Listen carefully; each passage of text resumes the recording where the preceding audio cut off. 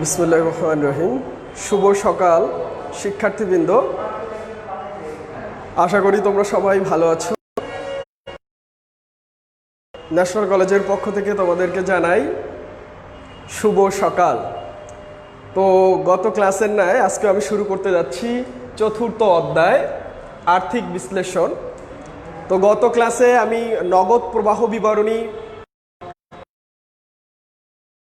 আমি বলেছিলাম যে আজকে ক্লাসটি আমি চতুর্থ অধ্যায়ের উপরই নিব। তো আরেকটা টপিকস নিয়ে আসব, সেটি হচ্ছে সমুচ্ছেদ বিন্দু। তো আজকে আমাদের আলোচ্য বিষয় হচ্ছে বিন্দু, যেটাকে আমরা বলতে পারি বিইপি, অর্থাৎ ব্রেক ইভেন পয়েন্ট। তো সমচ্ছেদ বিন্দু শুরু করার আগে আমাদের সমচ্ছেদ বিন্দু কাকে বলে সে বিষয়টি সবার জানা দরকার। তো আমি ফার্স্ট তোমাদের সুবিধার্থে সমচ্ছেদ বিন্দু কাকে বলে এটি লিখে দিচ্ছি। তাহলে আমরা সমচ্ছেদ বিন্দু কাকে বলে সেটি হচ্ছে, লিখে দিচ্ছি তোমাদের সুবিধার্থে, যে বিন্দুতে আয় এবং সহজ কথায় আয় এবং ব্যয় সমান হয়ে থাকে, যে বিন্দুতে আয় এবং ব্যয় সমান হয়ে থাকে তাকে সমচ্ছেদ বিন্দু বলে।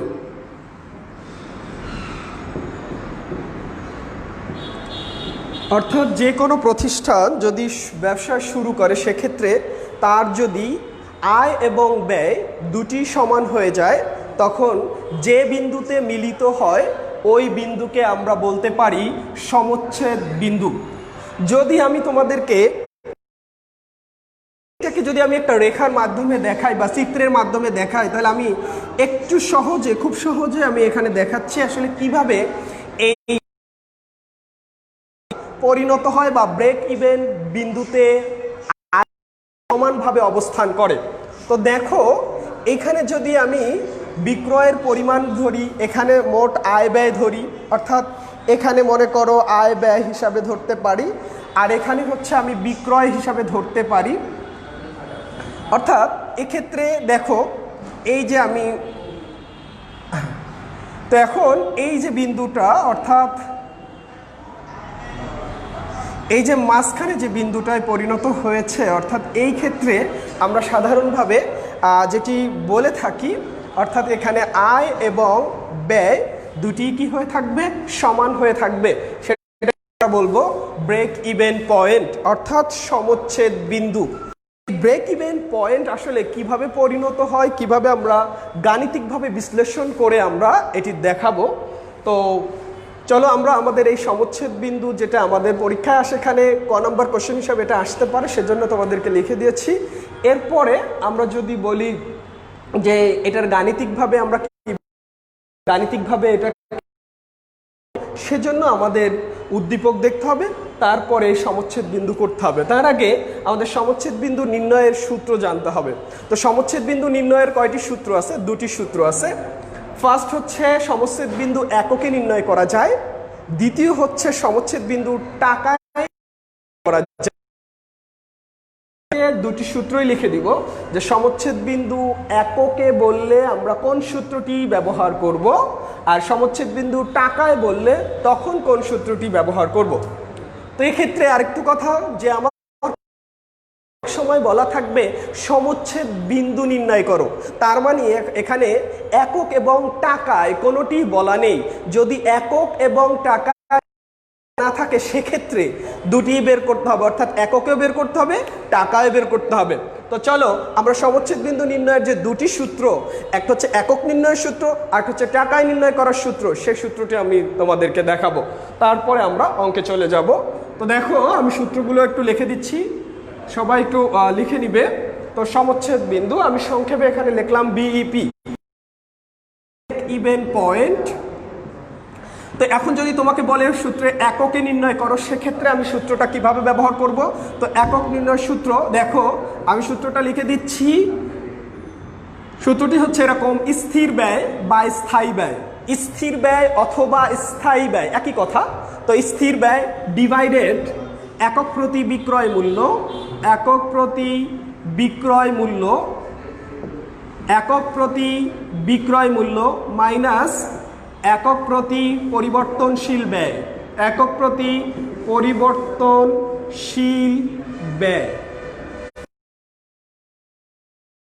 তো আমি আবার বলছি যে আমাদের সূত্রটা একটু দেখা যাচ্ছে কি না। যদি তোমাকে বলে সমচ্ছেদ বিন্দু বা বিইপি এককে নির্ণয় করো, সেক্ষেত্রে আমাদের সূত্রটি হচ্ছে বিইপি অর্থাৎ একক ইকুয়াল স্থির ব্যয় ডিভাইডেড একক প্রতি বিক্রয় মূল্য মাইনাস একক প্রতি পরিবর্তনশীল ব্যয়। তো আমরা সূত্রটি দেখতে পেলাম।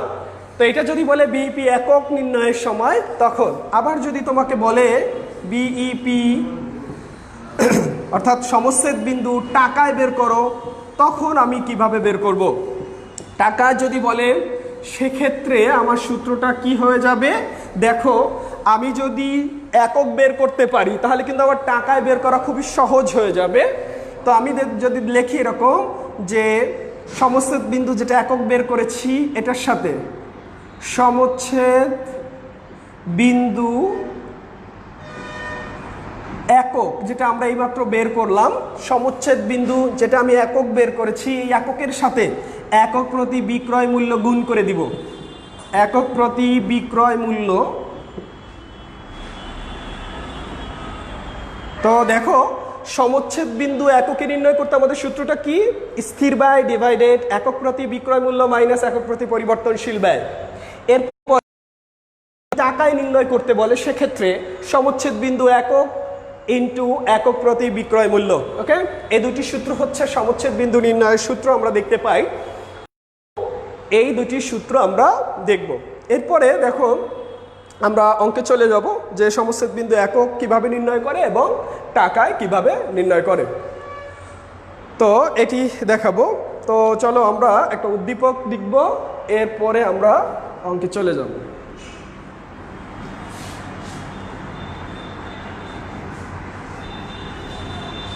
তো উদ্দীপকটি হচ্ছে এরকম থাকবে। একটি কলম উৎপাদনকারী প্রতিষ্ঠান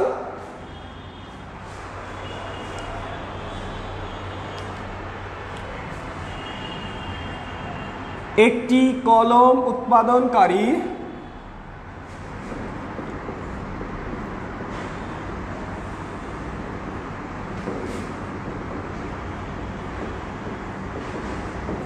একটি কলম উৎপাদনকারী প্রতিষ্ঠানের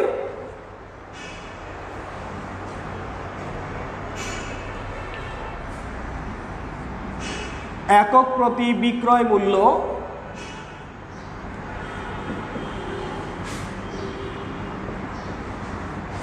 একক প্রতি বিক্রয় মূল্য 20 টাকা।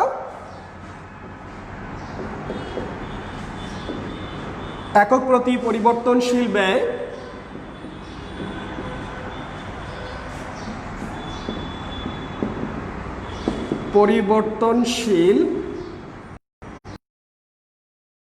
প্রতি পরিবর্তনশীল ব্যয় 12 টাকা।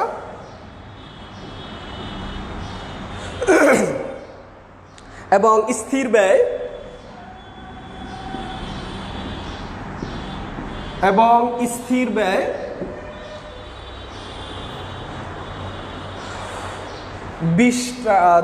20,000 টাকা। তো আমরা উদ্দীপকটা দেখতে পেলাম।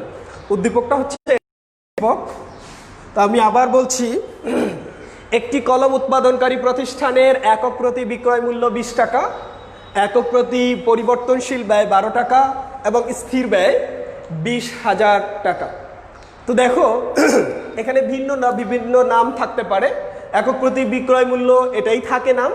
এবং একক প্রতি পরিবর্তনশীল ব্যয় নিয়ে একটু কথা বলি, যে একক প্রতি পরিবর্তনশীল ব্যয়, আসলে এই ব্যয়টা যে কোনো সময় পরিবর্তন হতে পারে এবং বিক্রয় মূল্যও পরিবর্তন হতে পারে। তো অনেক সময় এই পরিবর্তনশীল ব্যয়ের আরেকটি নাম ব্যবহার করা হয়, যেটিকে আমরা বলি উৎপাদন ব্যয়, অথবা এটাকে বলা হয় উৎপাদন খরচ, বিক্রয় খরচ। এই যে খরচ রিলেটেড যেগুলো থাকবে, এগুলোকে আমরা বলবো একক প্রতি পরিবর্তনশীল ব্যয়। এটা নামে বিভিন্ন নামে থাকতে পারে। আর একটা হচ্ছে স্থির ব্যয়। স্থির ব্যয়ের নাম থাকতে পারে স্থায়ী ব্যয়। তো একই কোশ্চেনে একই রকমেরই অ্যান্সার হবে, তো ভিন্ন ভিন্ন নাম থাকতে পারে, এই জন্য তোমাদেরকে বলে দিলাম। তো এখন আমাদের কোশ্চেন, এই উদ্দীপক থেকে আমাদের এরকম কোশ্চেন হতে পারে। মনে করো ক নাম্বার কোশ্চেন কি হতে পারে, সমচ্ছেদ বিন্দু কি, যেটা আমরা তোমাদেরকে দেখালাম সমচ্ছেদ বিন্দু কি। এরপরে আরেকটা কোশ্চেন কি হতে পারে, খ নম্বরে আমরা যদি বলি নিরাপত্তা প্রান্ত বলতে কি বুঝো। তো নিরাপত্তা প্রান্ত বলতে কি বুঝো, এর পরের কোশ্চেনটি হতে পারে যে সমচ্ছেদ বিন্দু নির্ণয় করো। সমচ্ছেদ বিন্দু এইটুকু বলতে পারে, সমচ্ছেদ বিন্দু নির্ণয় করো, তার মানে দুটি বের করবো। তার মানে আবার যদি বলে সমচ্ছেদ বিন্দু একক ও টাকায় নির্ণয় করো, একক ও টাকায় নির্ণয় করো। এরপর একটা কোশ্চেন হতে পারে কি, যে কোশ্চেনটা এমন হতে পারে যে একক প্রতি বিক্রয় মূল্য, একক প্রতি বিক্রয় মূল্য 10% বৃদ্ধি পেলে 10% বৃদ্ধি পেলে সমচ্ছেদ বিন্দুর উপর কি প্রভাব পড়বে। সমচ্ছেদ বিন্দুর উপর কি প্রভাব পড়বে।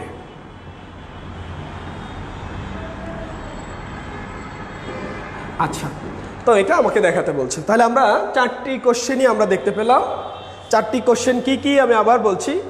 ফার্স্ট কোশ্চেন হচ্ছে সমচ্ছেদ বিন্দু কি, নিরাপত্তা প্রান্ত বলতে কি বুঝো, সমচ্ছেদ বিন্দু একক ও টাকায় নির্ণয় করো। এর পরের কোশ্চেনটি হচ্ছে একক প্রতি বিক্রয় মূল্য 10% বৃদ্ধি পেলে সমচ্ছেদ বিন্দুর উপর কি প্রভাব পড়বে। সবাই মনে হয় কোশ্চেনগুলো সবাই বুঝতে পেরেছি। তারপর দেখো এখন আমরা এটা কিভাবে সলভ করব। ফার্স্ট কোশ্চেনের অ্যান্সার আমাদের সবারই কিন্তু জানা, সমচ্ছেদ বিন্দু কি, অর্থাৎ যে বিন্দুতে ব্যবসা করলে প্রতিষ্ঠানের আয় এবং ব্যয় দুটি কি হয়ে থাকে, সমান হয়ে থাকে, তাকে আমরা কি বলবো, সমচ্ছেদ বিন্দু। এরপর আর একটা বলা হয়েছে নিরাপত্তা প্রান্ত, এটা নতুন আমি এখানে দিলাম। নিরাপত্তা প্রান্ত বলতে কি বুঝো আসলে। তো নিরাপত্তা প্রান্ত কি আসলে, দেখো নিরাপত্তা প্রান্ত নাম থেকে বোঝা যাচ্ছে, এখানে আমি যদি ইংলিশে এটাকে বলি, এখানে হচ্ছে মার্জিনাল অর্থাৎ সেফটি, এখানে সেফ থেকে সেফটি হয়েছে অর্থাৎ নিরাপত্তা, অর্থাৎ সমচ্ছেদ বিন্দুর পর যে বিক্রয় হয়ে থাকে, সমচ্ছেদ বিন্দুর পর থেকে যত বিক্রয় হবে ওই অংশটুকুকে আমরা কি বলবো, নিরাপত্তা প্রান্ত বলবো। আর এই নিরাপত্তা প্রান্ত প্রতিষ্ঠানের জন্য খুবই ভালো, কারণ কি সমচ্ছেদ বিন্দুতে কি আয় ও ব্যয় হচ্ছে না, তার মানে সমচ্ছেদ বিন্দুর পর থেকে যত বেশি বেশি বেশি বেশি বিক্রয় হবে ততই প্রতিষ্ঠানের জন্য নিরাপত্তা বা প্রতিষ্ঠানের জন্য ভালো। তো এটা হচ্ছে নিরাপত্তা প্রান্ত। তাহলে আমি সংজ্ঞাটা এভাবে লিখব যে সমচ্ছেদ বিন্দুর পর হতে যে বিক্রয় হয়ে থাকে তাকে আমরা কি বলবো, নিরাপত্তা প্রান্ত। এরপরে আমাদের যেটা গাণিতিকভাবে সলভ করতে হবে, সমচ্ছেদ বিন্দু একক ও টাকায় নির্ণয় করো, যেটি আমি তোমাদেরকে সূত্র দেখিয়েছিলাম। তো আমাদের সূত্র ব্যবহার করে অঙ্কটি করে ফেলতে হবে। এরপরে একক প্রতি বিক্রয় মূল্য 10% বৃদ্ধি পেলে, অর্থাৎ এই যে একক প্রতি একটা আমরা গ নাম্বারে এই 20% দিয়ে করব, অর্থাৎ 20 টাকা দিয়ে করব। এখন এই 20 টাকার উপর আবার 10% বৃদ্ধি পেলে সমচ্ছেদ বিন্দুর উপর কি প্রভাব পড়বে সেটিও কিন্তু আমাদের দেখাতে বলা হয়েছে। তো সেক্ষেত্রে আমরা একটু দেখব, গ নাম্বারটা আমি সলভ করে দিচ্ছি, খেয়াল করো সবাই।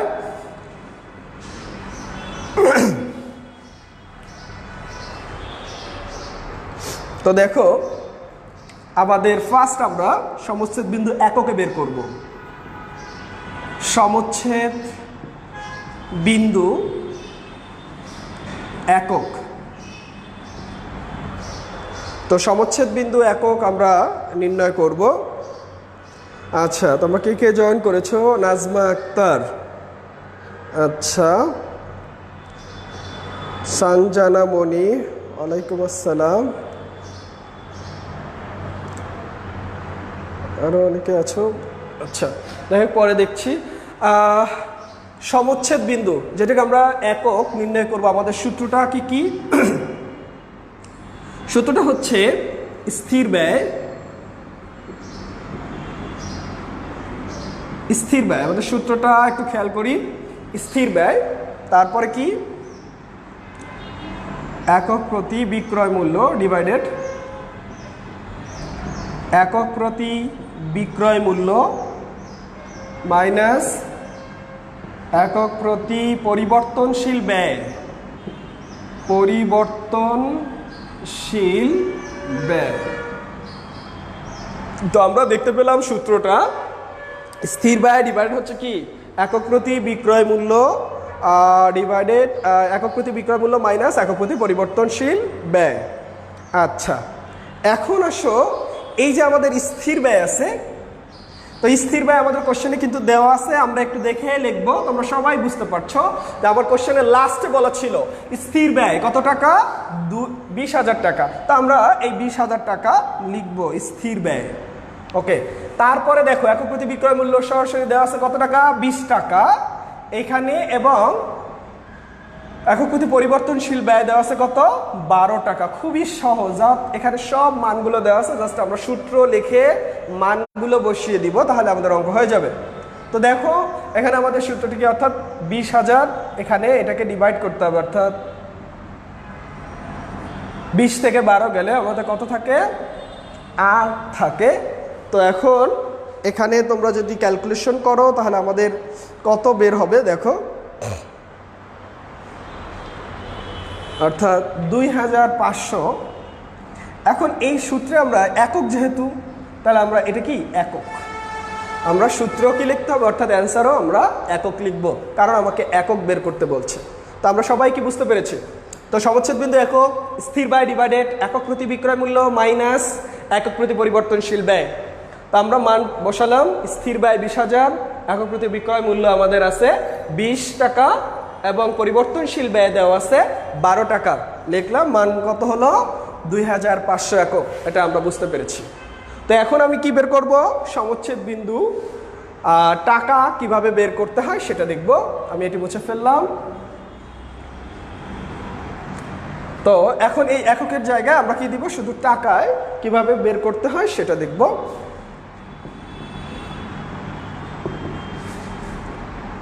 তো এখন এইমাত্র বের করলাম কি, সমচ্ছেদ বিন্দু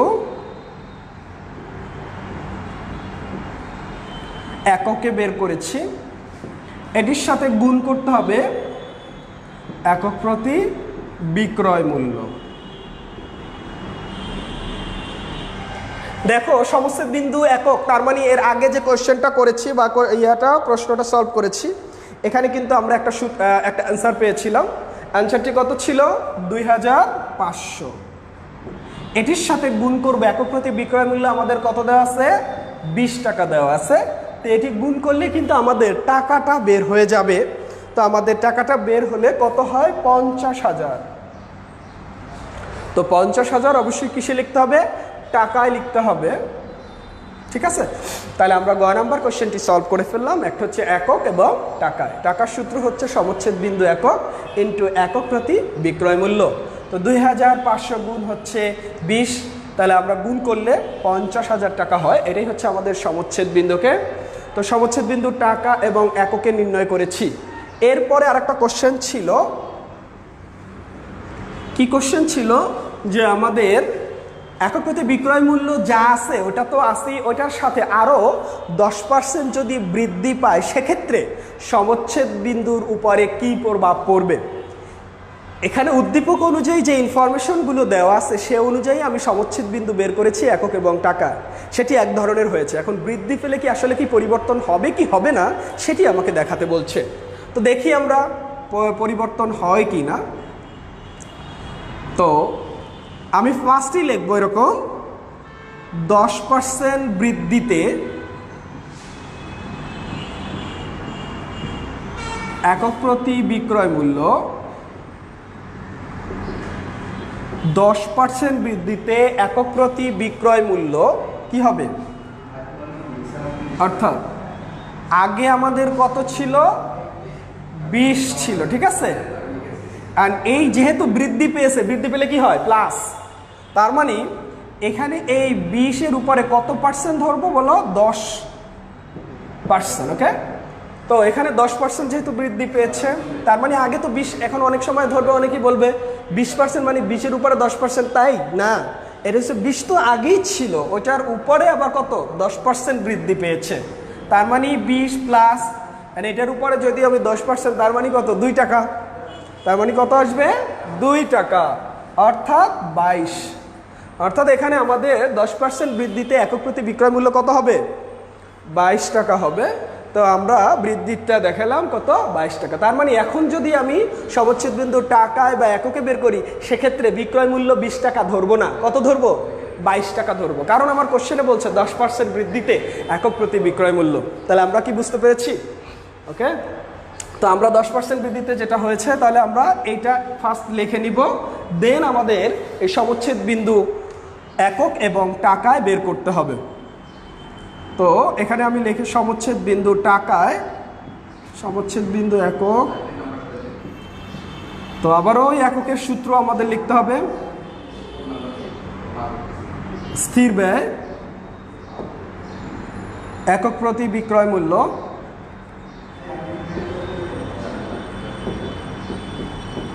মাইনাস একক প্রতি পরিবর্তনশীল ব্যয়।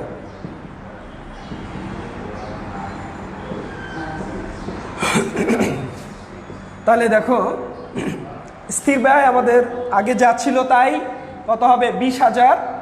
এরপর একক প্রতি বিক্রয় মূল্য কিন্তু চেঞ্জ হয়েছে, আগে এটা কিন্তু ভুল করা যাবে না, আগে বলেছে 20 টাকা, এখন দেখো 10% বৃদ্ধি পাওয়ার ফলে 22 টাকা হয়েছে। এখান থেকে একক প্রতি পরিবর্তনশীল ব্যয় আমাদের কত 12 টাকা, চেঞ্জ হবে না, কারণ এটার উপরে কোনো কথা বলা নেই। তো দেখো তাহলে হচ্ছে 20,000 ডিভাইডেড 22 থেকে 12 বাদ গেলে কত থাকে 10, তার মানে এটা ডিভাইড করলে কত হয় 2000।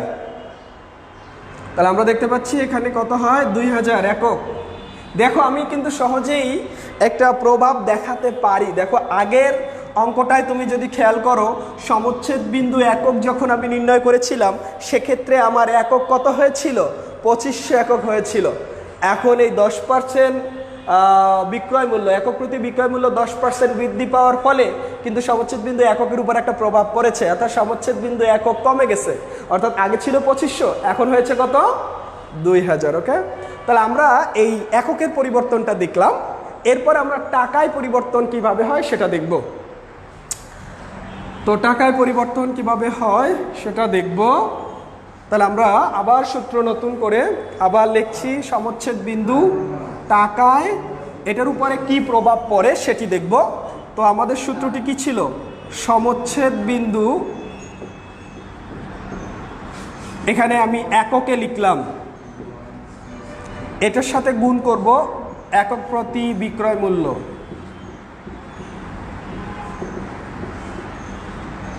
তো একক প্রতি বিক্রয় মূল্য, তো সমচ্ছেদ বিন্দু একক, দেখো একক আমাদের আনসার কত হয়েছে 2000, এবং একক প্রতি বিক্রয় মূল্য আমাদের কত, এখানে কিন্তু 22 টাকা ধরতে হবে, বারবার বলছি, কারণ এখানে 10% বৃদ্ধি পেয়েছে।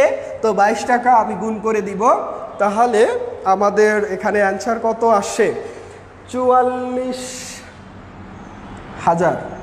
তাহলে দেখো এখানেও প্রভাব কি, আসলে আগে ছিল কত, আমরা আগের কোশ্চেনটা যদি দেখি, ওখানে আমরা দেখতে পেয়েছিলাম সমচ্ছেদ বিন্দু টাকায় আমাদের কত হয়েছিল 50,000, এখানে সমচ্ছেদ বিন্দু টাকায় দেখতে পেলাম কত হয়েছে 44,000। তার মানে কমেছে না কি বৃদ্ধি পেয়েছে? তাহলে আমি কি দেখতে পেলাম 44,000 টাকা, অর্থাৎ কমেছে।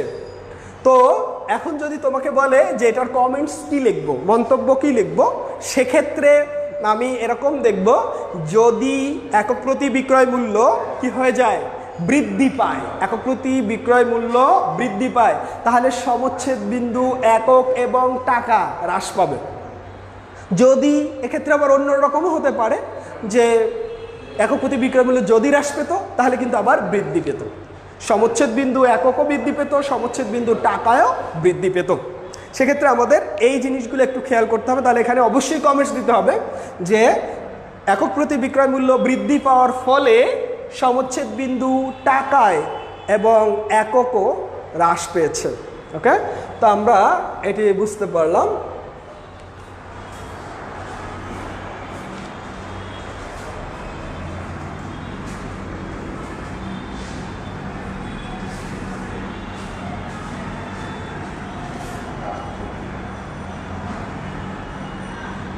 আচ্ছা, তো আজকে তোমাদের আরও দুই একটি সূত্র দিব, যেটা আমাদের পরীক্ষা অনেক সময় আসে। যে সূত্রটি হচ্ছে নিরাপত্তা প্রান্তর কথা বলেছিলাম তোমাদেরকে, এটা কোশ্চেনও দিয়েছিলাম, নিরাপত্তা প্রান্ত বলতে কি বুঝো। তো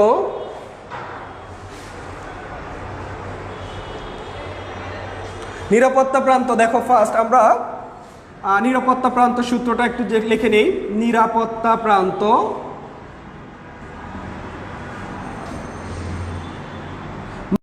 সেফটি আমরা বলি নিরাপত্তা প্রান্ত, এটা সংজ্ঞাটাও দিয়েছিলাম। নিরাপত্তা প্রান্ত মানে হচ্ছে সমচ্ছেদ বিন্দুর পর থেকে যে বিক্রয়ী হবে ওটি হচ্ছে নিরাপত্তা প্রান্ত।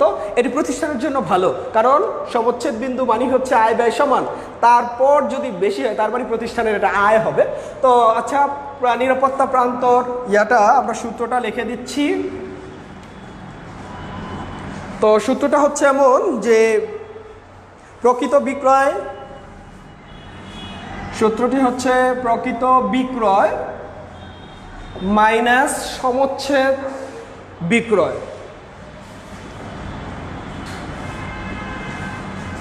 সমচ্ছেদ বিক্রয়, তো প্রকৃত বিক্রয় থেকে আমরা সমচ্ছেদ বিক্রয় যেটি বের হবে বা দেওয়া থাকবে সেটি কিন্তু আমরা মাইনাস করব। এবং আরেকটা সূত্র যেটা প্রায় পরীক্ষায় চলে আসে, এটা হচ্ছে প্রয়োজনীয় বিক্রয় একক বের করতে বলে।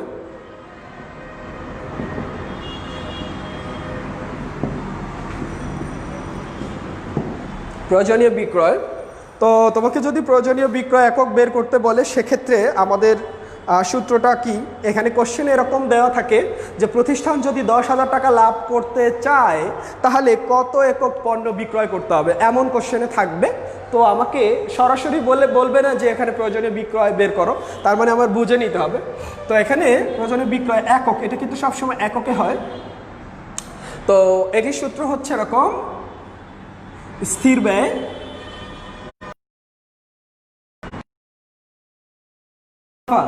কাঙ্ক্ষিত মুনাফা অথবা মুনাফা, যেটা আমাদের কোশ্চেনে দেওয়া থাকবে। তো স্থির ব্যয় প্লাস মুনাফা, তারপরে কি আগের মতোই একক প্রতি বিক্রয় মূল্য মাইনাস একক প্রতি পরিবর্তনশীল ব্যয়।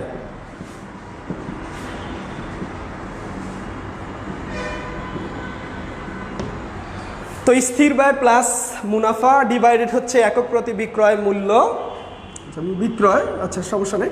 তো একক প্রতি বিক্রয় মাইনাস হচ্ছে একক প্রতি পরিবর্তনশীল ব্যয়। তো এই সূত্র আমাদের প্রায় দেখা যায় আসে, তো এই জন্য তোমাদেরকে লিখে দিলাম। তো আজকে এই অঙ্কগুলো এখানে দেখালাম না, তো আমরা আগামীকালকে 10:50 আবারও ক্লাস আছে, ওই ক্লাসে আমি তোমাদেরকে মিক্সড অঙ্ক দেখাবো, অর্থাৎ কোনোটার সমচ্ছেদ বিন্দু একক টাকায় বের করতে বলবে, আবার নিরাপত্তা প্রান্ত বের করতে বলবে, আবার প্রয়োজনীয় বিক্রয় একক বের করতে বলবে। এরকম অনেক সমস্যা নিয়ে বা অনেকগুলো কোশ্চেন থাকবে, সেখান থেকে আমরা অঙ্ক করব। তো যাই হোক, আজকে আমরা কি শিখলাম, সমচ্ছেদ বিন্দু, অর্থাৎ সমচ্ছেদ বিন্দু বলতে আমরা কি বুঝি, সমচ্ছেদ বিন্দু একক এবং টাকায় কিভাবে নির্ণয় করা হয়, এবং যদি সমচ্ছেদ বিন্দু আগে একটি দাম থাকে প্রতি বিক্রয় মূল্য, সেক্ষেত্রে যদি হ্রাস বা বৃদ্ধি পায় সেক্ষেত্রে কিভাবে প্রভাব পড়বে, এগুলো দেখালাম। এবং লাস্ট অন যেটি দেখালাম, নিরাপত্তা প্রান্তর সূত্র দেখালাম, প্রয়োজনীয় বিক্রয় এককের সূত্র দেখালাম। অর্থাৎ আগামীকালকে 10:50 সময় আবারও এই অধ্যায়ের উপর ক্লাস হবে, এবং অঙ্কগুলো যেগুলো আমাদের বলছি মিক্সড প্রবলেম যেগুলো থাকবে সেগুলো নিয়ে আমি তোমাদের মাঝে হাজির হব। তো আজকে এ পর্যন্তই, তোমরা সবাই ভালো থাকবে, সুস্থ থাকবে, আল্লাহ হাফেজ।